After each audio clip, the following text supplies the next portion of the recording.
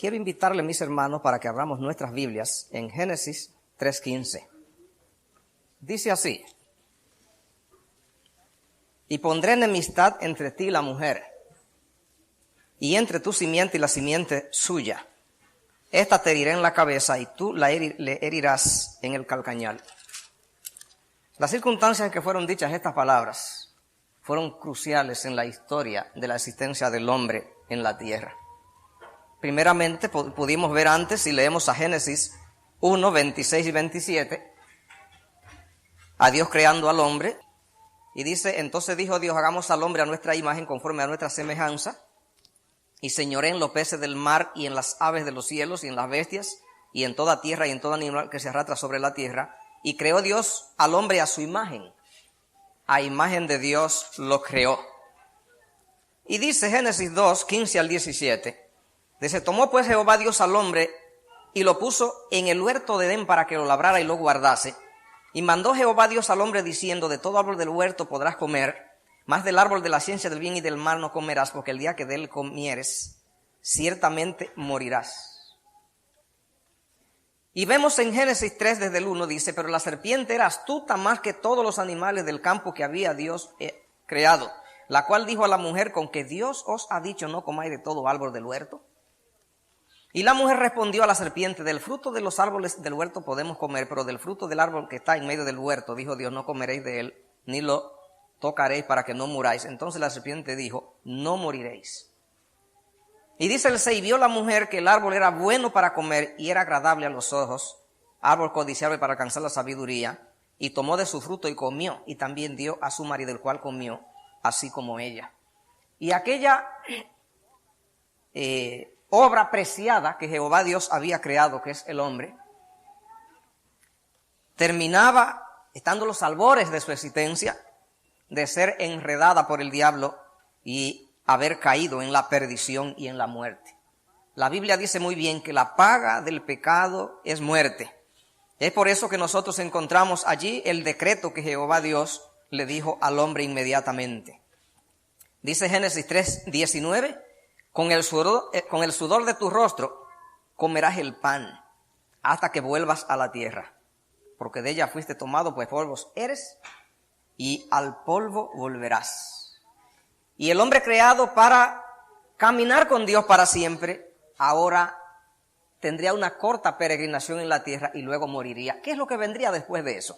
Bueno, las religiones falsas han traído la idea de que el hombre puede aún morir y todavía no ha terminado lo que tiene que ver con su existencia. Pero en la Biblia dice que cuando el hombre muere terminó todo. A menos que se haga algún arreglo que cambie esa situación, la muerte es la perdición del hombre. Y eso es lo que allí quedó establecido. Dios se lo dijo a Adán y Eva. Le dijo a Adán: si come del árbol muere. Y morir en la mente de Dios es morir. Es morir. Morir es perderse. Ahora, cuando Adán y Eva oyeron este decreto de que ellos morían, también aquí entonces Jesús salió inmediatamente en escena e hizo un compromiso de su vida. Y fue de no quedarse de brazos cruzados frente a aquella actitud alevosa, traidora de Satanás. De quedarse con los brazos cruzados y dejar que su obra preciada se perdiera. Y entonces decidió él mismo entregarse. Para él venir aquí en el campo de la lucha, de la batalla, era la tierra. El campo de batalla era el hombre. Pues venir aquí entonces a introducirse en el hombre. Volverse hombre, nacer aquí de la familia de Adán. Y hay una costumbre oriental que dice que cuando hay un rey, un noble, un poderoso que tiene un reino, que tiene una hacienda, que tiene fincas, y viene alguien más fuerte que él y lo domina, tiene derecho a llevarse todo y a él como esclavo. Eso se ha practicado por miles de años en el Oriente. Es así como la Biblia dice que en un momento dado, unos reyes peleando, tomaron a Lot, sobrino de Abraham, y lo llevaron. Él debía perder todo y luego ser un esclavo, porque él fue vencido por uno más fuerte. Pero si había algún descendiente, el hijo, o el nieto, o el bisnieto, o el tataranieto, o si podía hacer una cadena genealógica de 50 eslabones, y allá aparecer uno que probaba que él era un heredero, él podía conspirar levantándose, organizándose y atacar a aquel vencedor de su antepasado, de su padre, y rescatar la presea que le llevó, y él tenía derecho a hacerlo, era legal, reclamarlo y someter al otro, derrotarlo, hacer con él cualquier cosa que quisiera. Así que lo mismo ocurría también con las mujeres. Las mujeres en el Antiguo Testamento se tenían allí como que era parte de la hacienda del hombre. Si alguno pasaba y miraba a una mujer y la conquistaba, queriendo ella o no, y se la llevaba, se usaba mucho raptar mujeres, como raptar ganado, como raptar cualquier cosa que podía llevar, robar. Ese hombre tenía derecho a hacer cualquier cosa, cualquier plan, para él rescatar a su mujer, y era legal que el que se la quitara, la tuviera, la poseyera. Pero era legal que si también el dueño anterior podía llevar a cabo cualquier campaña y hacer una embestida al conquistador y arrebatarla, era legal también que él lo matara, hiciera cualquier cosa y que él conquistara lo suyo. Ambas cosas eran legales. Y eso es lo que se refleja en la Biblia. La Biblia le llama a la humanidad la mujer. Y dice la Biblia que la humanidad es la mujer de Dios, la esposa de Cristo en el Nuevo Testamento. Todo el Antiguo Testamento Jehová le llamó a Israel su esposa. Era llevándolo al terreno de la ilustración de que todo lo que ocurre en la tierra es una ilustración, es una parábola del mundo espiritual. Por eso Dios compara todo lo que se mueve, se maneja en el mundo espiritual oculto a nosotros, con ilustraciones del comportamiento de la vida material, la agricultura, los animales y todo el quehacer humano. Como ocurre que la relación más íntima que se da entre los seres humanos se da entre un hombre y una mujer en matrimonio, es tomada en la Biblia entonces como un símbolo de la relación del hombre con Dios, de Dios con el hombre. Y así como la humanidad, siendo la esposa de Dios, se dejó raptar, engañar, llevar por el diablo. Así que es llevada la ilustración también de esos casos cuando ocurría en el matrimonio. Así también entonces podía venir un descendiente, cualquier descendiente de Adán, y después en cualquier generación podía organizar un ejército y atacar al raptor y entonces quitarle la mujer. Satanás raptó a la humanidad y eso le produjo la muerte. Pero aquí Adán y Eva están contentos cuando Dios le da la noticia en Génesis 3:15 de que se iba a levantar un hijo de Adán. Lucas dice que fue hasta las 76 generaciones después de Adán que se levantó, pero si él podía probar que era descendiente de Adán, él podía reclamarlo de su padre Adán y quitárselo al diablo. Y eso es lo que aquí hay. Aquí se refleja una guerra de reconquista, de arrebatar lo que alguien llevó primero. En el 15, pondré enemistad entre ti, está hablando con la serpiente que representaba al diablo, y la mujer que representa a la humanidad. Allí era Eva la que estaba. Y en ella, finalmente, a la iglesia, porque la humanidad se iba a dividir en dos grupos. Por el hecho de la humanidad tener encuentro, relación con el diablo, la humanidad va a producir entonces, o Eva misma, iba a tener hijos del diablo e hijos de Dios.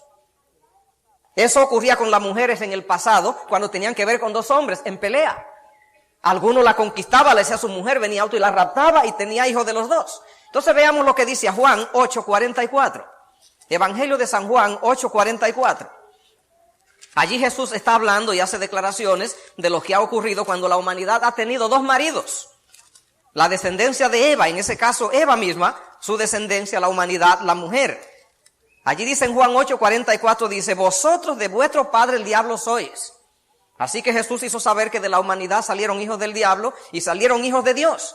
Y Dios no tiene nada que ver con los hijos del diablo, con los descendientes del diablo, con aquellos que el diablo logró engendrar.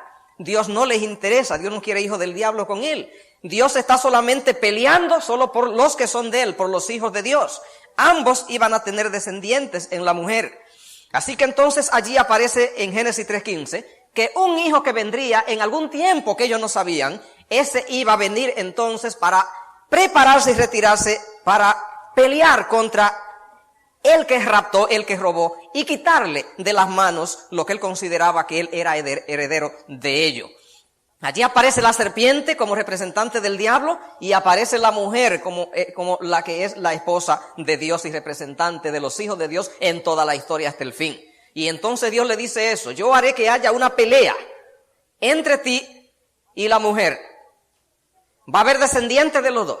Entre la simiente tuya, la serpiente, y la descendencia de ella, la mujer. Y va a haber una pelea no entre la mujer y la serpiente, va a haber una pelea entre la descendencia de la mujer y la descendencia de la serpiente. Porque ya la mujer y la serpiente van a estar allí, sino que lo que va a haber es la descendencia de la mujer y la descendencia de la serpiente. O sea, Adán no va a poder pelear la batalla, él no cuenta con los recursos, pero vamos a conseguir que haya un tataranieto de él que pueda entonces retirarse, organizarse para que dé la pelea. Y va a ocurrir que va a ganar, va a derrotar al usurpador, al conquistador que ha conquistado la propiedad divina. Eso es lo que allí se refleja. O sea que desde el momento en que el pecado entra, inmediatamente se entra en la tierra en pie de guerra. Es la razón por la cual tanta gente viene a este mundo y cuando van subiendo los niños no entienden por qué la vida tiene problemas, algo anda mal. Pero se ve que hay conflicto, hay problemas. Ellos lo sienten de todos lados y preguntan. ¿Y qué es lo que pasa? Le preguntan a los papás: bueno, ¿y por qué esto? ¿Por qué aquello? ¿Por qué veo rencores, odio, peleas? ¿Por qué hay robo? No lo entienden. Y entonces hay que decírselo, hay que explicárselo. El que nace en este mundo hay que explicarle desde el pasado, contarle la historia de la redención y decirle que en este mundo se nació en guerra. Los niños que nacen en Irlanda del Norte, los padres lo preparan desde que tienen 5, 6, 7 años y le cuentan la historia de Irlanda y le dicen: hay una nación extranjera que quiere tenernos colonizados y hay una facción de la nación que está en guerra y tú naciste en una nación de guerra. Ten cuidado, cualquier cosa que tú pises puede ser una bomba, no juegue con todo, porque cualquier guijarro, un juguete es una bomba, porque todo es bomba. Cualquiera por allí tú vas cruzando y hay una balacera, tú naciste en una nación minada y en guerra. Yo fui a la República del Salvador cuando estaba lo más difícil de la guerra y la gente me instruyó: ten cuidado al andar en la calle, porque tú estás en una nación en guerra. Jehová Dios en Génesis 3:15 proyectó que desde ese momento él no se iba a quedar de brazos cruzados, que él iba a dar la guerra, que iba a haber guerra, lo que había es guerra. Se nace en guerra, se nace para pelear. Jesús lo dijo: yo no vine a traer a la tierra paz, vine a traer espada. Nosotros estamos en guerra y esto es guerra a fuego y sangre hasta que se le vea el final último a esto. Vamos a ver cómo Jesús lo dijo en Mateo capítulo 10. Evangelio de San Mateo capítulo 10. Dice Mateo 10:34, dice: no piensen que vine a traer paz a la tierra, pero a Cristo le llamaron el príncipe de paz, sino que lo que vine a traer fue espada. Claro, la espada es lo que se usaba en el tiempo de Jesús. Si Jesús viviera en estos tiempos, decía: lo que vine a traer fueron bombardeos, cañones de 105 milímetros, ametralladora M60, pistolas 44. Dice: he venido para que haya violencia y disensión entre el hombre contra su padre, la hija contra la madre, la nuera contra la suegra, y que los enemigos del hombre sean los de su casa. ¿Se imagina cuál es la condición? En Génesis 3:15 se dijo que lo que en la tierra iba a haber era guerra. Era plomo, guerra. Solamente que una guerra espiritual. Pero esa guerra se reflejaría también en la actitud de los individuos.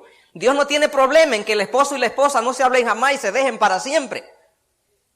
No digan que yo he predicado que tienen que dejarse los esposos.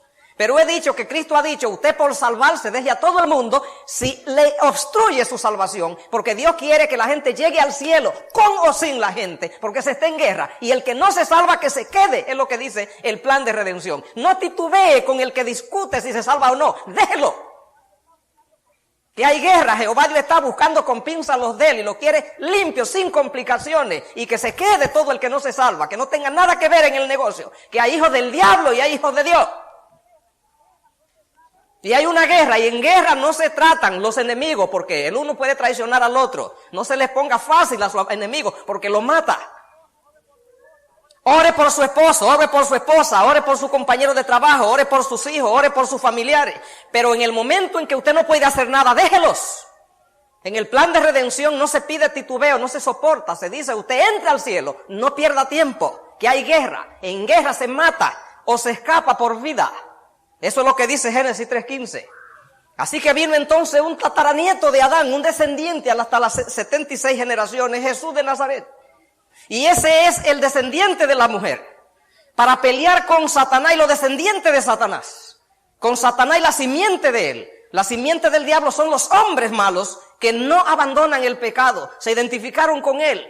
Él consiguió pueblo y Dios respeta el pueblo del diablo. A Jehová Dios no hace nada para quitarle a Satanás ni una sola de sus miembros.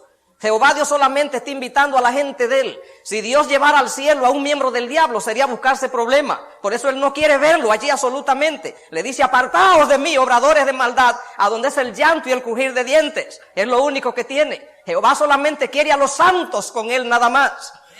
Eso tiene que quedar claro. Él no tiene mediatintas, no tiene paño tibio. Divide la humanidad en dos grupos, como hay dos facciones que se matan a cañonazos, a destrucción, a bombardeo, a armas.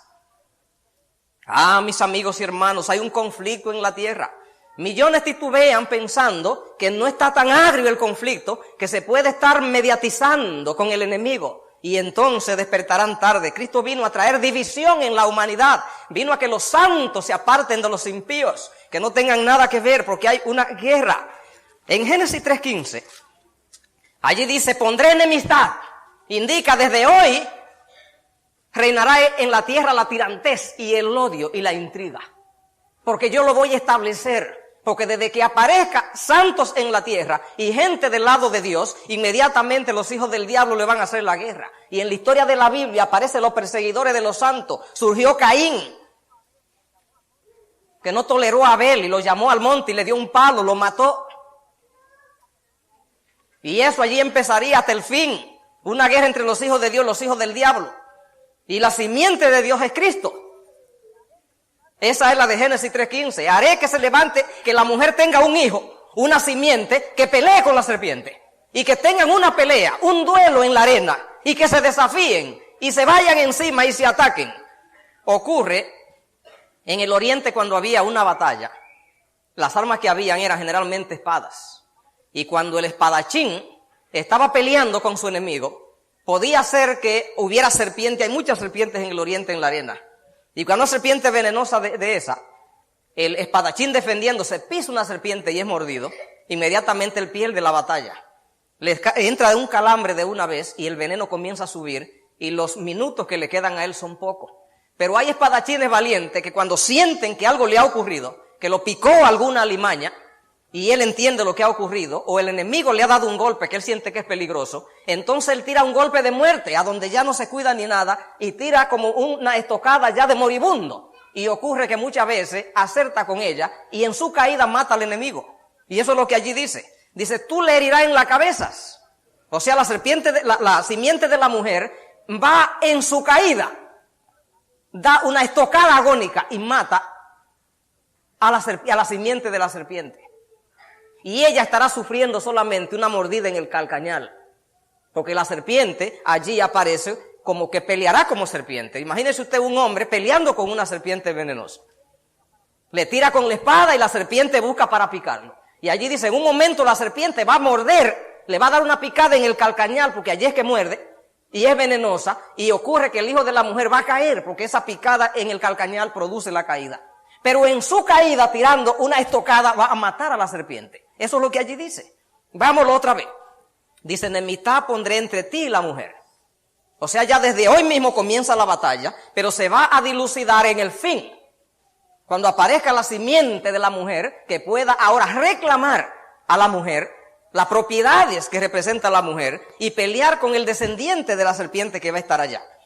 Dice, haré que haya enemistad entre ti y la mujer, entre la simiente tuya y la simiente de ella, y ésta te herirá la cabeza. Hablando a la serpiente con respecto a la simiente de la mujer. Y tú la herirás en el calcañal. Cristo fue herido en el calcañal. Cristo cayó. Cristo fue a la tumba. Pero ocurre que Cristo no sufrió ningún tipo de mal espiritual ni moral. Por lo tanto, al caer físicamente como hombre por la picada, entonces fue levantado al tercer día. Debido a que como individuo no había en su registro, en su récord, ningún fallo, ninguna mancha moral.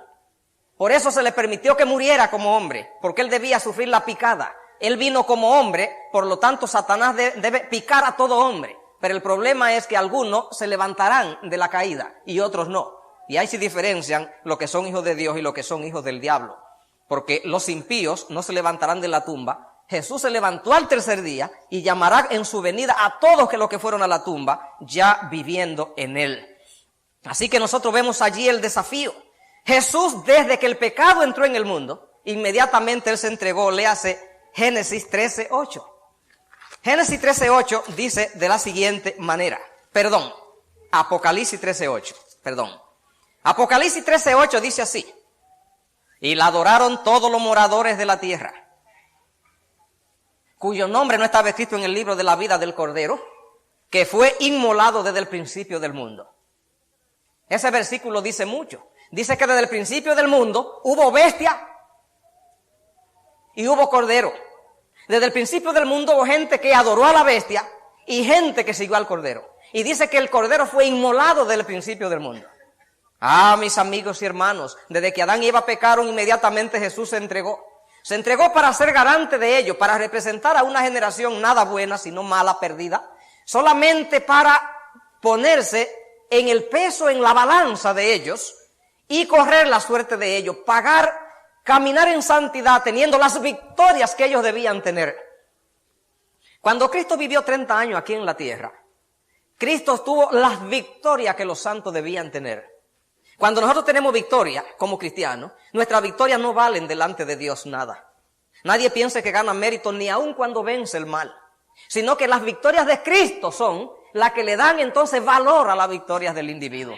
Si el hombre tiene victorias morales sin Cristo, no le valen. Las victorias valen solamente si son colocadas bajo las victorias de Cristo. Si son puestas a los méritos de Cristo, es solamente que valen. El individuo puede ser un moralista, vencedor de la borrachera, del adulterio, del vicio, lo que sea. Pero si no coloca sobre las victorias de Cristo, sus victorias no sirven de nada y se pierde como moralista, mis amigos y hermanos. Es en la sangre de Cristo que tiene la victoria, mis amigos y hermanos. Entonces, nosotros encontramos que del principio del mundo Él se entregó. Vino para reclamar a la humanidad. Y cuando se le dijo la humanidad es pecadora, debe morir, entonces se le dijo, yo muero, dijo Él, yo muero en lugar de ellos. La humanidad es mala. Él dice, yo viviré en santidad. La humanidad debe cobrársele su deuda. Él dice, yo la pagaré. Vino para ser un garante, para reclamarla. Finalmente Él le pidió a su Padre que la humanidad fuera de regreso aceptada como hija de Dios. Y el Padre le dijo, no es posible. A ti yo te acepto como hijo al venir de la tierra. Y entonces en Cristo los que lo aman y lo aceptan son aceptados en Él. Porque solamente Él es hijo y solamente Él es aceptado. Y es como sombra de los que creen en Él, porque Él entonces los representa, los cubre y los ampara, mis amigos y hermanos. Así que cuando Adán y Eva oyeron la noticia de que no iban a dejar a ser abandonados a la suerte de Satanás, se alegraron. Si Cristo no se ofrece, la humanidad hubiera quedado en manos del diablo sin reclamo, raptada, y que sus súplicas, gritos y llantos no hubieran sido escuchados para siempre. ¿Qué es lo que hubiera ocurrido? Primero, Satanás tenía planificado que el hombre desde que pecó comiera del árbol de la vida después de pecar, para que se volviera inmortal en pecado y así su reino duraba entonces, porque el hombre duraba. Pero Jehová Dios tenía también su plan, y cuando el hombre pecó mandó un ángel de poder para que bloqueara el árbol de la vida, y Satanás recibió un golpe terrible, porque si el hombre muere, su reino muere. Si usted tiene un ganado y el ganado viene una enfermedad y se lo mata, usted quedó sin nada, que perdió su riqueza. Satanás, cuando ve que la muerte mató al hombre, comenzó él a saber que su reino no duraba, los hombres se le iban a la tumba. Y eso es lo que hará con los impíos. En un momento mueren y se quedan muertos para siempre. Y Satanás, aunque no lo destruyeran, quedaba solo. Luego él va a ser destruido también. O sea, Cristo ha venido y con su muerte logró muchas cosas. Y una de ellas que logró fue reclamar la propiedad de Jehová en Adán y Eva. Reclamar la propiedad de Adán y Eva, el derecho de mandar la tierra y de caminar con Dios y de representar toda la cosa que Dios dejó aquí en este mundo, lo cual Satanás reclamó para él. Reclamó el derecho de derrotar al diablo. Al derrotarlo logró el derecho legal de matarlo y luego de quitarle de la mano todo lo que sea de él y lo que esté contaminado y malo, botarlo. Y luego reclamó el derecho y lo logró al tener victoria de destruir todo el cuartel del diablo. Y es por eso que la tierra, que fue creada para que el hombre morara para siempre, Dios cambió de opinión y va a ser destruida, mis amigos y hermanos, para que no quede nada donde el diablo operó, sino hacer una tierra nueva donde el diablo no ha entrado nunca, mis amigos y hermanos. El Cristo ofrecerse para venir aquí a morir por la humanidad es el devolverle a la humanidad el derecho, mis amigos y hermanos, de todos los privilegios de ser hijos de Dios en forma gratuita. Desde que Dios dio la noticia de que iba a venir un descendiente de Adán para pelear con el usurpador, con el diablo, Eva albergó de una vez la esperanza que sería un hijo de ella. Y desde ese momento toda mujer que quedaba embarazada albergó la esperanza que la criatura que tenía era esa simiente. Por eso Eva, cuando quedó embarazada la primera vez, creyó que era la simiente de Dios, pero ocurrió que era la simiente del diablo, porque ella iba a tener ambas simientes. Después tuvo entonces un hijo llamado Set, y esa era entonces simiente de Jehová. De la descendencia de Caín vinieron toda la gente que corrompió la tierra, por lo cual hubo que destruirla en el diluvio. De la descendencia de Set vino la simiente de donde Jehová Dios encontró al patriarca Noé para que él pudiera entrar en el arca, y aún entonces continuó, y de uno de ellos vino entonces la simiente profética que fue Jesús de Sem, mis amigos y hermanos, como también vino de Noé la descendencia también de Satanás en Canaán, el que fue irrespetuoso y lo vio desnudo y entonces recibió maldición. Finalmente, llegado el momento en la tierra, una noche hay un grupo de pastores que están cuidando sus ovejitas y ven una luz y oyen una canción. Y cuando están interesados, ven que esa estrella es rara porque se ve que se mueve para un lado y otro. Las estrellas del cielo están allí fijas en su derrotero. Y además ese canto, y el canto decía, gloria a Dios en las alturas. Y en la tierra, ¿qué cosa? Paz. Y buena voluntad para con los hombres. Así que eso cundió en Jerusalén, que estos pastores humildes habían visto esta estrella y que oyeron que cantaron así, y los ángeles vinieron y le explicaron lo que había y ellos lo contaron. Pero también aparecieron unos 3 árabes que vinieron de la región de Persia, no esa noche, sino cerca de 2 años después, porque la estrella fue vista la noche que Jesús nacía. Pero los magos vinieron de Persia como a los 2 años, cuando Jesús tenía cerca de 2 años de nacido. Y aparecieron en Jerusalén, allí visitando al rey Herodes, diciendo, ha nacido el rey de los judíos. Nuestra profesión es observar y estudiar las estrellas. Y hemos visto una estrella y se cumple una profecía que ustedes tienen, que iba a salir un cetro de Jerusalén. Y hemos venido desde allá con nuestros camellos, caminando en el desierto, día y noche, cansados, pernotando donde podemos, porque tenemos que venir. La estrella de día no la veíamos, pero de noche, al caer la noche, ahí estaba, y caminamos mejor de noche y descansamos de día para seguir la estrella. Y queremos que aquí ustedes estén compartiendo con nosotros la noticia de que ha nacido el rey. Y quedaron petrificados cuando nadie en Jerusalén estaba interesado en el plan. Más bien, cuando querían por lo menos compartirlo con el rey, el ángel le dice, no vayan de regreso, que él tiene plan de matarlo. Y ellos se regresaron al oriente, a Persia, con el corazón dolido de que ellos, sin ser judíos, están contentos, hacen un viaje, y los mismos dueños del programa no hacen nada, más bien quieren matarlo. Mis amigos y hermanos, la promesa de que Jesús vino a este mundo a nacer, y apareció Jesús allí naciendo de una mujer descendiente de Eva. Allí nació el hombre, mis amigos y hermanos. Dejó las cortes celestiales para venir a ser un hombre. Dejó allí la adoración de los ángeles, a donde vivía allí en gloria, en el seno del Padre, para venir aquí a un mundo con el sol caliente, caminos polvorientos, el hambre, tomando nuestra naturaleza débil física, sujeta al sufrimiento, a los golpes, el dolor, hambre, cansancio, sueño, mis amigos y hermanos. Y vive humildemente como un carpintero en la tierra para no desarrollarse con los encumbrados ni sabios de la tierra. Para alcanzar al hombre donde quiera que se encuentra, viene entonces a hacer sagrada la vida de pobreza para los que no pueden cambiar de condición. El Señor buscarlos allí donde están para que no se quede ninguno. Y viene y se pone la ropa física del hombre para alcanzar al hombre allí, sujeto al dolor, al sufrimiento, al rechazo de los hombres malos y también anhelando la aceptación de los hombres llamados a servirles a Dios. Y trató con ambos cuando caminó en la tierra, mis amigos y hermanos. Apareció aquí en la tierra para venir, como dice Filipenses capítulo 2. Filipenses capítulo 2, mis amigos y hermanos. Pidiendo Pablo que tengamos el sentir que hubo en Jesús. Haya pues en vosotros el sentir que hubo también en Cristo Jesús, Filipenses 2:5, el cual siendo en forma de Dios, mis amigos y hermanos, el rango de Jesús en el cielo, un rango grande, mis amigos. Cuando Jesús anunció en el cielo que Él venía a hacerse hombre, todo el coro del cielo se paró y hubo un silencio profundo. Cuando ellos contemplan la situación de que el comandante de las huestes celestiales viene al planeta, un planeta así chico, como la cabeza de un alfiler, y a donde las cosas no andan bien, sino que entró el pecado, para venir a hacerse hombre y vivir la peregrinación en la tierra de los hombres bajo el sufrimiento y el dolor, para venir aquí entonces a desafiar al diablo, lanzarse en la arena y pelear 33 años, 33 años, cada uno retirándose con una estrategia y atacando. Y finalmente el Hijo de Dios terminando en la tumba. Pero con su muerte se llevó la cabeza del diablo consigo. A los 3 días se levanta victorioso y el diablo descubre que este tataranieto de Adán le ha arrebatado lo que le pertenecía, porque todo descendiente es heredero y puede conquistar cuando él quiera.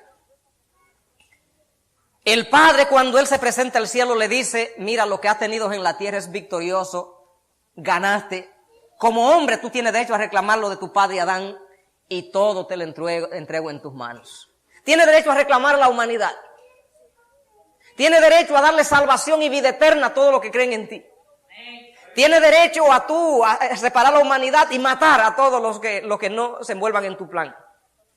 Tienes todo derecho. Tienes derecho a tomar a Satanás, meterlo en una prisión por 1000 años y después destruirlo. Te entrego todo el programa, los resultados son tuyos. Todo lo que ocurre corre por ti. El juicio te lo voy a dejar a ti, para que juzgue tú, porque tú entiendes al hombre y el hombre te entiende a ti porque eres hijo del hombre. Y el reino, lo que ocurra es tu reino y todo es tuyo.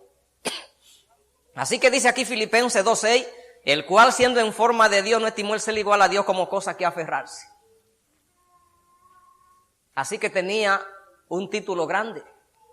Al Padre Dios nadie lo ha visto nunca, excepto Jesús. Los ángeles no lo han visto nunca, nadie lo ha visto. Mora en luz inaccesible. Al igual que en las noches cuando hay luna y el sol se ocultó, está por Australia y no lo vemos. Pero como Él está en una región que es ventajosa con respecto al tamaño de la Tierra, solo que nosotros estamos del lado atrás en la antípoda. Pero como lo dicen los que estudian geometría, la tangente, el sol tira una luz por la tangente, que no nos alcanza por la curvatura de la Tierra. Pero Dios pone la luna allí, que es una piedra opaca que no tiene ninguna luz misma. Pero la luz choca en la luna y entonces es una curva y nos alumbra el sol en forma indirecta, por reflexión.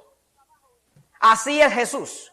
Jesús, su trabajo es desde la eternidad, donde nadie puede llegar, brilla la luz del Padre y choca en Jesús, y entonces allí la veían los ángeles y la veía el universo, todas las obras creadas y todo el universo puede ver al Padre, es en Jesús, así a manera de reflexión de un espejo. Jesús es la forma que Dios tiene de ser vista, la parte visible. Juan 1:18 dice: a Dios nadie le vio jamás. El unigénito Hijo que mora en el seno del Padre, Él lo mostró. La obra de Jesús fue mostrarle al Padre a los ángeles. Quien creó a los ángeles fue Jesús. El Padre no se mueve del centro del universo, envuelto en tiniebla y oscuridad a los ojos de toda obra creada. Y Jesús es el que sale y opera. Y todos ven al Padre al mirar allí, como cuando usted se ve en un espejo. Pero usted no está en el espejo, o ve algún objeto en el espejo, Él no está allá. Dice allí: Él es la imagen del Dios invisible. Dice la Biblia: es la figura de la sustancia del Padre. No fue un puesto cualquiera que Él dejó. Sencillamente Él estaba siendo el objeto de toda la adoración en el universo. Y a través de Él adorando al Padre.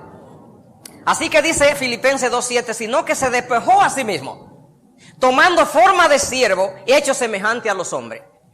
Y estando en condición de hombre, se humilló a sí mismo, haciéndose obediente a muerte y muerte de cruz. Por lo cual Dios también le exaltó a lo sumo y le dio un nombre que es sobre todo nombre, para que en el nombre de Jesús se doble toda rodilla de los que están en los cielos, en la tierra y debajo de la tierra, y toda lengua confiese que Jesucristo es el Señor, para gloria de Dios Padre. Jesús hizo un programa de descenso. Lo primero es que Él estaba allí siendo la reflexión del Padre, la imagen del Padre, la imagen de la sustancia del Padre. En forma de Dios, dice. El hombre no es la imagen de Dios. El hombre es creado a imagen de Dios. La imagen de Dios es Jesús. Perdón. Así que entonces Jesús ahora decide un descenso. Decide hacerse hombre. Pero recuerde que hay hombres que le ha ido muy bien en la tierra. Por ejemplo, Enoc. Enoc no le fue tan mal. Caminó en la tierra, pero ni murió, sino que el Señor se lo llevó. Jesús pudo decidir venir a hacerse hombre, pero un poquito de tiempo, y no envolverse en muchos problemas, y ver más de cerca lo que hay, y decir, me voy, no voy a complicarme más la cosa. Así que Él tuvo que planificar otro descenso. Después de ser hombre, entonces tenía que decidir morir. ¿Pero cuál muerte? El rey David murió, pero murió, y toda la nación se conmovió y se paralizó. Murió envuelto en dignidad y en gloria. A veces mueren algunos hombres poderosos de aquí de Manhattan y ese día se anuncia, no vengan mejor en carro, va a estar parado el tránsito. Jesús tenía que hacer otro descenso y decidir morir entonces muerte de cruz. O sea, todos esos son peldaños de descenso para bajar más hondo, buscando al peor de los miembros de la raza humana para que ninguno se perdiera. Tenía que bajar a lo último. Morir, bueno, pero hay gente que muere muy cómodo. Él tenía que morir. Incluso la muerte de los santos que van a la tumba, ningunos sabrán nunca el sabor de la muerte. Muerte es morir para perderse, es lo que llama morir. Por eso la Biblia le llama que a los que están en Jesús ellos duermen, porque ellos no sufren. La gente que muere en Jesús no sufre. Porque el dolor real de la muerte no es físico, el dolor real de la muerte es que el hombre fue creado para vivir, y cuando le anuncian que no va a vivir, entonces se destruye de dolor y sufrimiento, porque la vida desea vivir. Así que decirle que no va a vivir es un golpe mortal que solamente Cristo y los perdidos le saben el sabor. Nada más. Pero los santos no, nunca sabrán, quizá un 5% del dolor de la muerte, es solo un ponerse a dormir, un solo depositar su vida en Cristo. Pero Cristo no murió la muerte de los santos, Cristo murió la muerte de los que se pierden. Él bebió la deuda de la humanidad, se le dio la copa de la ira de Dios. Jesús fue colocado para que en Él Dios desfogara toda su ira y venganza contra el impío y el malo. Porque Jehová Dios ama al hombre, pero no tolera el pecado, sencillamente lo ataca de muerte. Y Cristo tenía que ser colocado el blanco de la ira del Padre, para que Cristo fuera eliminado como al malo, para que así pudieran los que creen en Cristo ser aceptados. Alguien tenía que pagar la deuda. Cristo pagó la deuda de los que se pierden y de todos. Cristo agotó la muerte de los que son despedidos. Mucha gente no entiende por qué Cristo dijo, Padre, ¿por qué me ha desamparado? Algunos dijeron, bueno, Él estaba allí ya pues perdiendo la mente y pensó, la fe le fallaría. Nada de eso. Jesús murió en sus cabales, querían darle una droga para que no sintiera el rigor de los maltratos y Él no la aceptó, para poder llevar a cabo su programa entendiendo qué estaba haciendo. Así que entonces en un momento dado Jesús hizo así y apuró la copa de los que se pierden, la muerte de los que mueren bajo maldición. Así fue que Jesús murió. Jesús agotó toda la ira del Padre, la deuda de los que se pierden, pagó el precio del pecado, mis amigos y hermanos. Tenía que optar qué tipo de muerte. En Israel habían dos tipos de muerte violenta. Una era, si alguien cometía algún error leve en Israel, lo apedreaban. Los judíos decían, toda persona que muere apedreada es una persona privilegiada. ¿Por qué? Porque está muriendo de una muerte infligida por sus hermanos. Y si usted es disciplinado por sus hermanos, usted no está siendo maltratado. Así que los judíos, alguien que fallaba venía y lo dejaban bajo una pila de piedras, porque cometió un error grande, digno de muerte, pero debía ser tratado por sus hermanos. Así que ellos decían, fue una muerte que fue en casa. Así que él no puede quejarse. Pero a veces cometían pecados tan grandes que los judíos decían, es abominación aún tratar el caso, hay que echarlo de la raza. Ese significaba la gente que Dios bota fuera de la familia, que ya ni lo disciplinó. Eso era un símbolo de cómo Dios trata al cristiano. Cuando usted está siendo procesado, disciplinado por Dios, le duele. Pero la revelación le dice, pero no se queje tanto porque todavía es Dios quien está tratando su caso. Así que no es tan mala la situación. Pero el día que Dios lo bote de la cerca y lo tire de la familia, entonces usted tiene romana, es pagana, es una muerte de maldición, es una muerte de gente botada de la familia. Y él tenía que optar por la peor muerte para alcanzar a los judíos y a los moralistas y a los religiosos y a los paganos y al peor de todos. La muerte de cruz era para gente que no debía ni siquiera ser bien tratado en la muerte. Que sí, que el que hacía un cargo menor, pero que era de muerte, lo mataban con una muerte que se consideraba más honrosa. Pero otros debían ser tratados peor. Y Cristo es colgado en cruz, la peor muerte, la muerte más baja que había. Eso es lo que dice allí. En Filipenses 2:8. Y estando en la condición de hombre se humilló a sí mismo haciéndose obediente a muerte. Y por eso pone una coma y muerte de cruz, no cualquier muerte. Por lo cual también Dios le exaltó a lo sumo. Y es por eso que Jesús ahora es colocado sentado a la diestra del poder de Dios. Cuando Cristo fue allá al cielo, entonces lo trató como estos individuos que ingresan al ejército. Y comienzan a evaluar su conducta y a ponerle entonces ascenso. Y allí dice Pablo que se le pusieron todos los rangos del universo. No porque era hijo de Dios en el pasado antes de venir, sino porque manejó bien la situación acá con el diablo y conquistó todo. Y no solamente salvó a los que querían ser salvos, no solamente ganó el derecho para deshacer al universo del diablo, o sea, para que el diablo un día ya no esté más, que eso es lo que Jesús hará, para borrar el pecado sin dejar rastro, para establecer un reino de santos. No solo eso, pero reivindicó a Dios, que en el conflicto Satanás lo había desacreditado.